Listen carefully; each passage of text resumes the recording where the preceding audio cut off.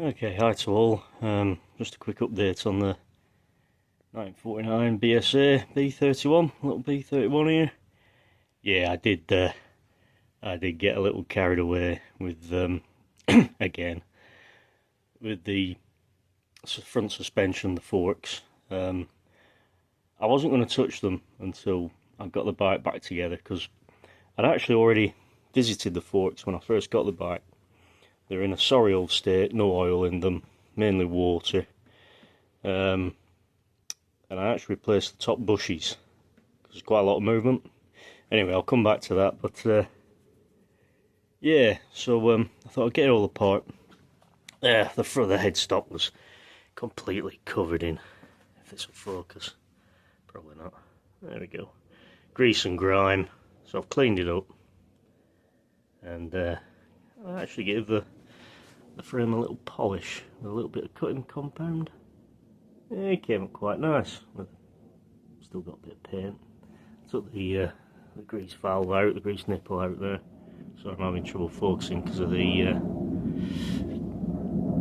you have to excuse the noise. Sounds like the American Air Force are having a bit of fun in the sun over the skies of Norfolk today. So yeah, retrieved all the little ball bearings. Not too bad really. It was quite dry, the grease, and there was, of course, there's 40 altogether. Yeah, 20 in the top, 20 in the bottom, and there was a couple of little extra ones in there stuck in the grease. Probably when the bike was made. But yeah, we cleaned it up. The races themselves are in quite good condition. If I just come down here, it's just a couple of marks somewhere. Yeah, just there. But yeah, we're not replacing them. Again, I cleaned all these up. The yokes. At least that's what I call them. You know, I see a little bit of cut and paste and cleaned up nice. Excuse me. The other thing I've been doing, I replaced the two bearings on the dynamo. I did do a video of that, but it's quite long and, to be honest, a bit boring. There's not a lot to these things, but the bearings were noisy. Oops. You'll notice there's no straps on at the minute. I just wanted to see how the Magdyno sort of sat naturally on its mount, and unfortunately this one, because of wear, tips back a bit in the weight. So obviously the plate of the actual dynamo, the base of the dynamo's magneto, sorry, has worn a bit, so it naturally wants to fall backwards. And also you can see, just hold that steady, a bit of wear. And what happens is when you tighten up the strap, you get this motion where it pulls forward. And I've noticed, read a few guys put a little shim just down here, so when the sorry, I'm not doing a very good job here, am I? When the strap's tightened up, it stops it moving and touching there. And then just a little shim.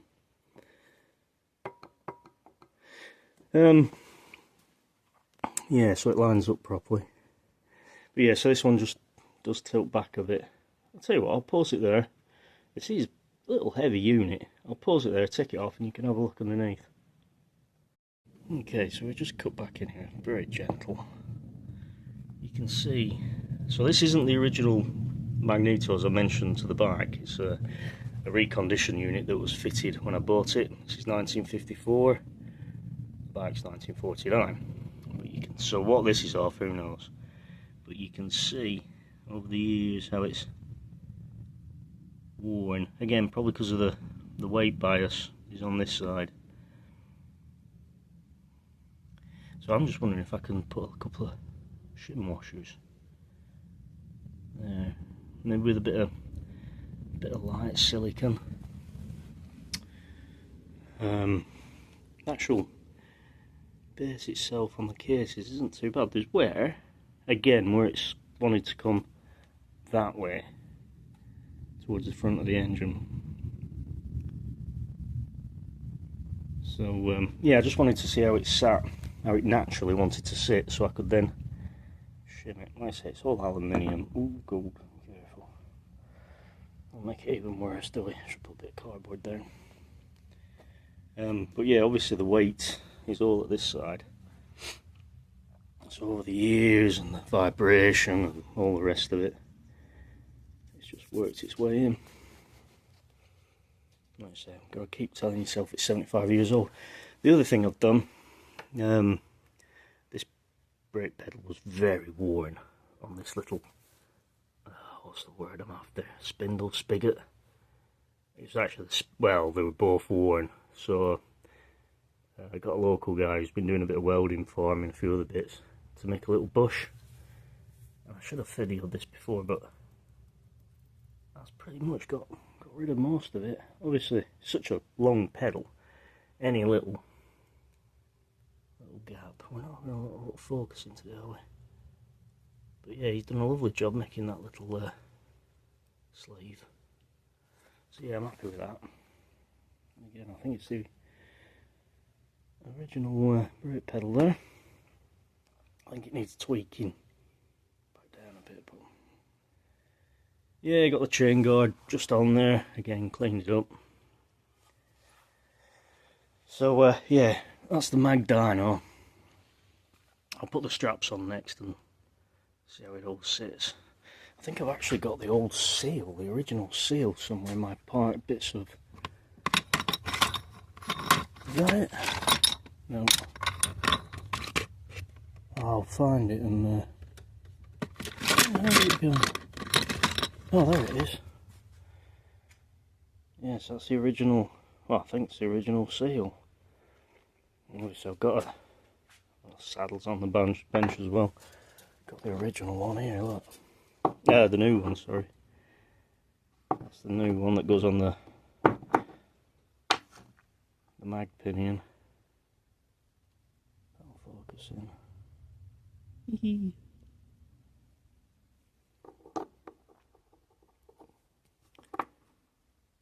That's your new one, goes that way, doesn't it? Is it the other way? No, it's the other way. Talking rubbish. That way. So yeah, so that's where we are with the bike. Still waiting for the cylinder head and crankshaft, but that's another story. So yeah, the forks, there was quite a bit of forward back movement on them, and I'm not entirely sure the stanchions are right for this bike. Apparently there was a different length stanchion, something like 21 inches or 22.5 inches. These are 22.5, so they've been replaced at some point. Apparently this year BSA should have the shorter ones, not sure. It's got the dampener hole at the bottom there, and they've definitely been in there a long time. Slightly different machining marks on this one if you look. And also the bushes I took out, the top bush was the shorter version. These are the replacements I bought, top and bottom, but yeah, the top ones were the shorter style. But the problem is, even with, I've put this all together just to trial fit, even with the new bushes there's still a little bit of play. I think obviously there's a bit of wear on the stanchions, and I think most of the wear is the actual fork tubes. Yeah, I think unfortunately, you see the little damper dimple at the bottom. Over the years these have been run with water and grit and God knows what in them. And I think most of the wear is actually in these. There are some new old stock ones on eBay, but they are very expensive for what they are.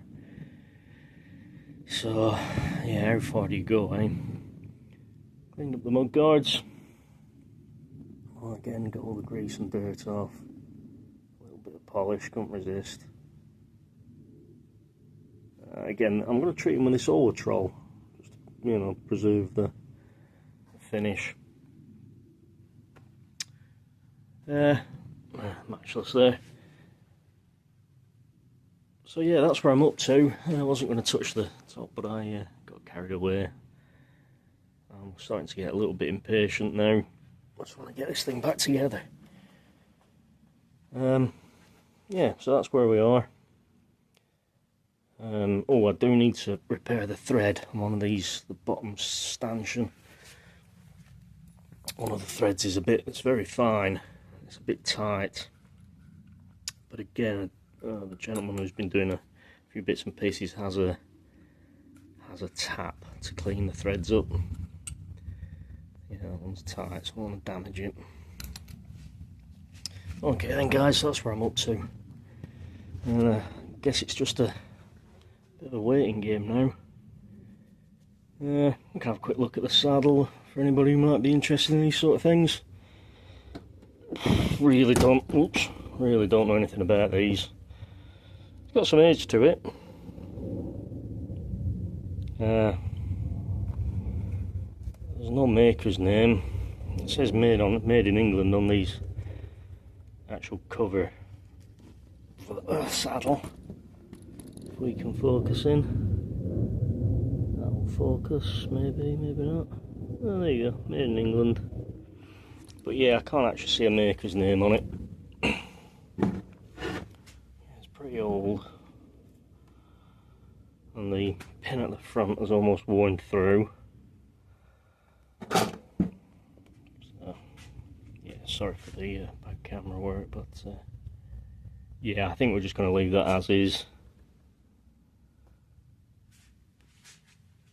So yeah, as soon as I start getting some parts back, I'll bring you guys along.